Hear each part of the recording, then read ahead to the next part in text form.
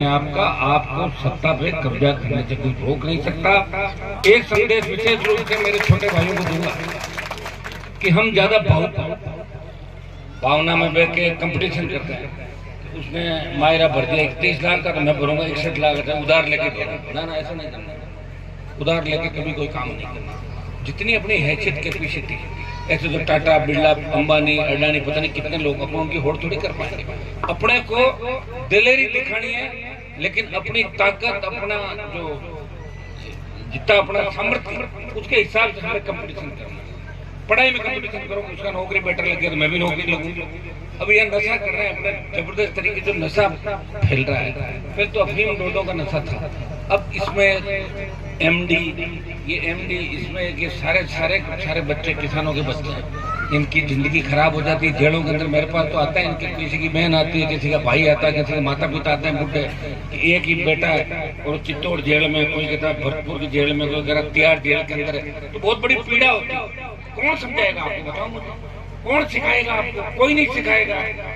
नेताओं को तो एक ही चीज, एक टिकट मांग ली, टिकट मिल गई, जीत गए तो मजे करो, और हार गए तो 5 साल घर बैठ के कह दो माँ को राज को नहीं सापा चाहिए 5 साल बाद नहा दो और फेरा जीता।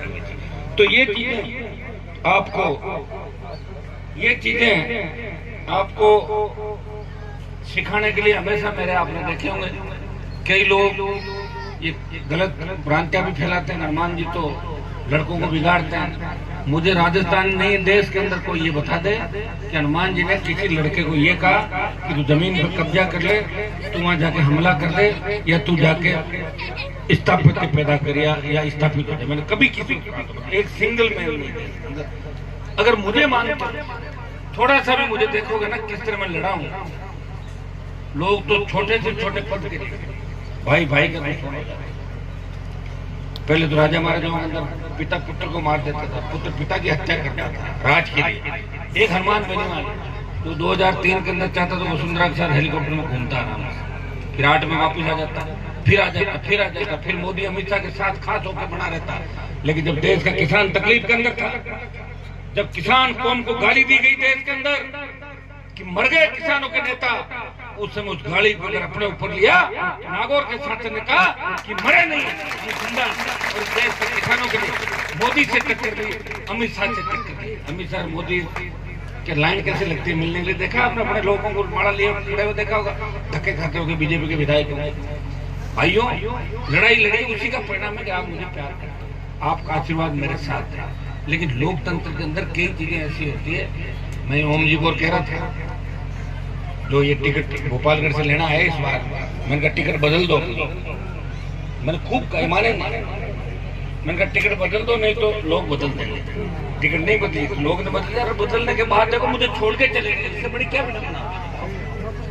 जिन लोगों ने कभी सोचा कि हम नेता बने, मेरी पीठ में छुरा घूम के 101 से ज्यादा लोग राजस्थान के अंदर चले थे, जिनको घर के अंदर उनके परिवार नहीं पूछता, उनको मैं नेता बनाया। और अब सामने खड़े होकर हनुमान जी का क्या सामान है, तो है निकम्मा नकारा लोग, उनका भी जाना आपको रखना। देखो मेरा संघर्ष, मेरे से मजबूत तो कोई है ही नहीं। मैंने तो देखा नहीं मेरे से मजबूत है। मैं आपको दिल्ली के अंदर आपने देखा होगा, जब लोकसभा के अंदर 2 3 4 वो लड़के कूद गए थे, तो MP कैसे भागे, दुम दबा के भागे, कोई इधर भागा, कोई उधर भागा। मैं तो वहां भी लड़ रहा था। तो मेरी मजबूती का तो संदेश हमेशा दिया कि मैं खड़ा हूँ, वहां से हिलूंगा नहीं और भागूंगा नहीं, चाहे कोई गोली चले सामने, उसकी परवाह नहीं करता मैं। लेकिन आपको गलत रास्ते पर ले जाएगा। कभी मैंने मेरे किसी आंदोलन में लाठी गोली नहीं चलने दी आज तक। कई नेताओं को देखता हूँ, 5000 की भीड़ होती है, पुलिस वाले लड़के लाठी चला के और अखबार में फोटो के लिए कहते हैं थोड़ा फोटो छोटे एक बार, जूते मरवाते लोग। मैंने कभी ऐसा कुछ करते नहीं किया, और इसीलिए तेजाजी महाराज की कृपा मेरे साथ है। भाइयों, राजनीति में रहते हुए ईमानदारी से काम करना बहुत बड़ी बात है। पार्टी चलाने की बात अपन करें, लोगों से घर नहीं चलते हैं। एक पार्टी को चलाना, और वो भी नौजवानों को उस पार्टी को चलाना जिसमें हर कोई हनुमान बेनीवाल पढ़ता है, सुबह से शाम तक 4 बार पढ़ता है कि मैं हूँ, मैं चला रहा हूँ। या हमारे रामदास जी